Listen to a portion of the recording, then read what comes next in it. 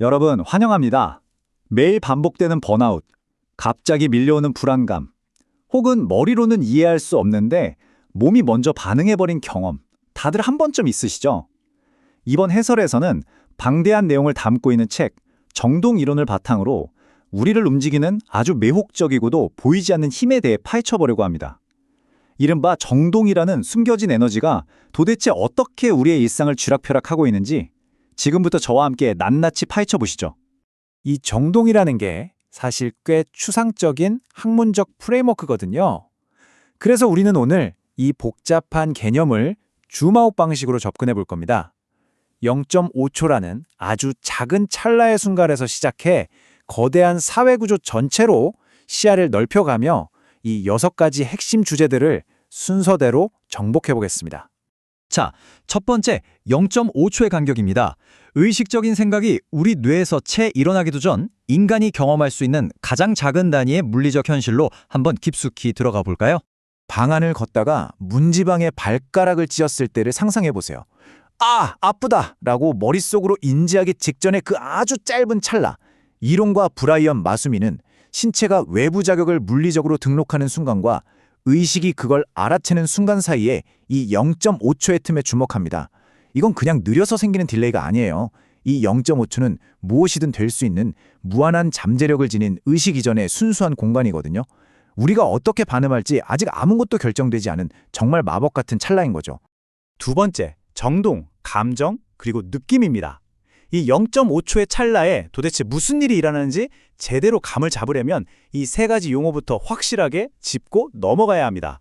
사실 우리 일상에서 이 단어들 그냥 막 섞어 쓰잖아요.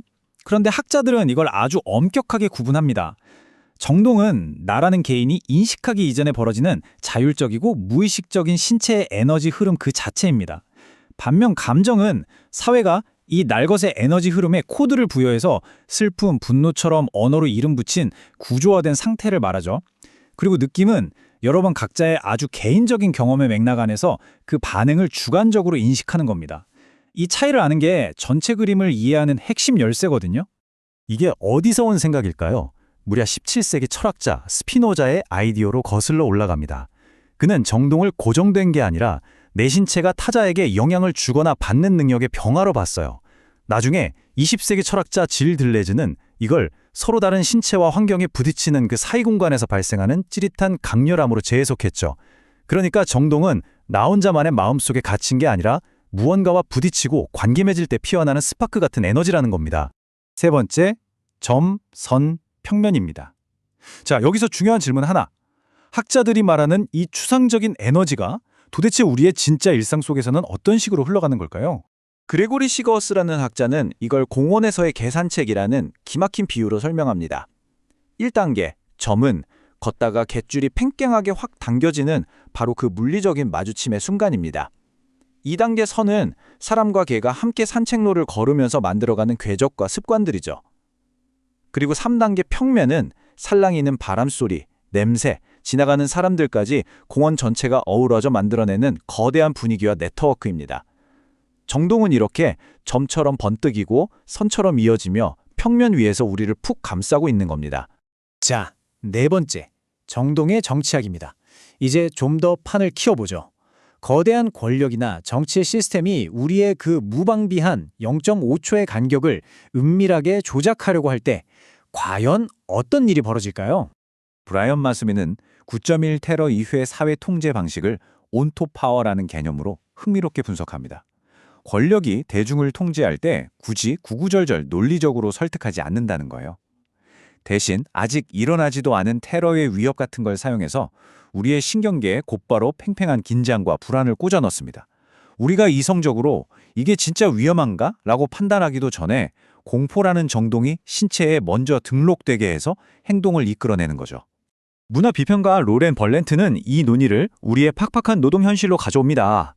번듯하고 안정적인 직장 같은 목표에 뼈 빠지게 매달리는데 이상하게 점점 더 지쳐가고 숨이 막히는 기분. 다들 공감하시죠? 그녀는 이걸 잔혹한 낙관주의라고 부릅니다. 우리가 왜 뚜렷한 답도 없는 이 현실을 꾹꾹 참아냈는지, 그리고 우리가 매달리는 그 희망적인 기대가 역설적으로 어떻게 우리를 서서히 고갈시키는지를 정말 뼈아프게 설명해내는 개념입니다. 사라 아메드라는 학자는 공포나 혐오 같은 정동이 어떻게 끈적끈적한 성질을 띠고 사회의 특정 소외 집단에 반복해서 들러붙는지 탐구합니다. 그리고 흥미로운 지점을 지적하는데요.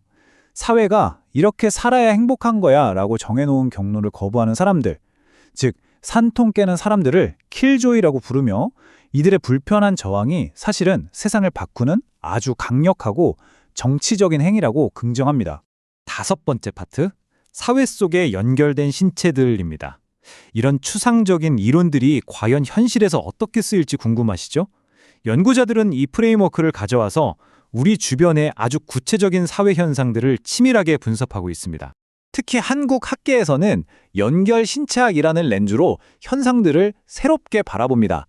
거친 바다와 잠수복이라는 신체적 한계를 공유하며 결속하는 해녀 공동체부터 언어의 장벽을 넘어 전 세계 팬들에게 폭발적인 에너지를 전염시키는 K-팝 신드롬, 그리고 돌봄과 불안이라는 공통의 정동을 바탕으로 거대한 커뮤니티가 된 맘카페까지 사람과 사람이 신체적, 감각적으로 어떻게 연결되는지를 아주 흥미롭게 풀어내고 있죠. 또한 학자들은 국가의 대규모 석유 탐사 발표 같은 뉴스도 중립적인 관점에서 새롭게 분석합니다. 이걸 단순히 경제 이슈가 아니라 대중의 기호 불안을 잠시 유예시키고 희망이라는 정동을 자극하려는 국가의 전략으로 보는 거죠. 그뿐만이 아닙니다. 거대한 감정노동 시스템에 갇힌 콜센터 노동자들이 단순히 수동적으로 당하기만 하는 게 아니라 극광 막힌 상황 속에서 어떻게 자신들만의 방식으로 숨통을 트고 생존해 나가는지 그 미세한 흐름들도 날카롭게 포착해 됩니다. 마지막 6번째 파트, 비판과 미래입니다. 이 이론이 매력적이긴 하지만 편향 없이 제대로 이해하려면 학계에서 쏟아지는 매서운 비판의 목소리들도 반드시 짚고 넘어가야겠죠. 역사학자 루스 레이스는 이 프레임워크의 약점을 아주 강하게 꼬집습니다. 정동 이론이 의식 이전의 신체 반응을 너무 신격화한 나머지 인간이 가진 의도나 의미를 지워버린다는 겁니다. 그럼 결국 인간의 윤리적 책임도 물을 수 없게 되잖아요. 게다가 신경과학 실험 결과를 너무 과장되게 해석했고 진지하고 이성적으로 풀어야 할 정치적 논쟁들을 그저 주관적인 느낌의 문제로 깎아내렸다고 비판합니다. 정말 곱씹어볼 만한 중요한 지적이죠. 이런 날카로운 비판들에도 불구하고 이 이론은 멈추지 않고 미래를 향해 가고 있습니다. 지금은 인공지능과 알고리즘이 지배하는 포스트 휴먼 시대를 분석하는데 아주 활발히 쓰이고 있거든요. 거대 IT 기업의 알고리즘이 우리가 의식하기도 전에 먼저 우리의 무의식적 욕망을 매핑하고 보이지 않는 신체의 흐름을 교묘하게 쥐고 흔드는 과정을 분석하는데 이만한 도구가 없는 셈입니다. 그래서 이 해설을 마무리하며 여러분께 아주 도발적인 질문을 하나 던지고 싶습니다.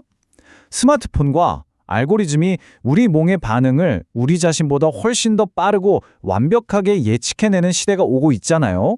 그렇다면 아직 아무것도 결정되지 않은 무한한 인간적 잠재력이 숨쉬고 있는 여러분의 그 소중한 0.5초는 이제 진짜 누구의 것이 될까요? 일상 속에서 한 번쯤 깊게 고민해 볼 만한 문제인 것 같습니다. 함께 해주셔서 감사합니다.